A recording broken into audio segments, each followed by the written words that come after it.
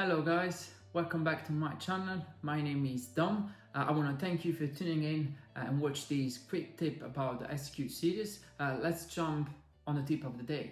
We have got two different ways to send a channel to an aux. First one, you can use the channel to all the mix. This bottom that is in here. What you do, quite easy.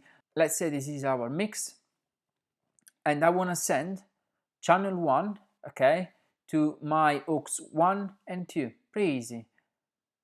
Channel mix, aux 1 and aux 2. Done. Let's say that I want to send my channel 4, okay? Press channel 4, 1, 2, 3, and 4, okay?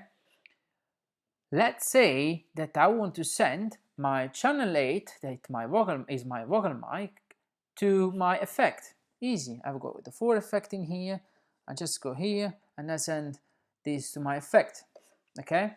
This is the first way. This is the way that I always use when I mix front of house and monitor from one desk, because it's quite easy to use it. Next step, you can select the mix channel in here, and as you can see, we have sent these two channels before, guitar, sax. You can also do the same for your effect. So as we said, we send channel 8 before to our effect 1. And that's the two way that you can use it. Just remember, because that's a mistake that a lot of people do, when you press your mix, just remember to press again or go back to left and right, because most people, they just press one time. I mean, it happened to me a couple of times. You press one time, you forget that you press these, and you keep mixing, and you think that you are mixing the left and right, but you are mixing the mix.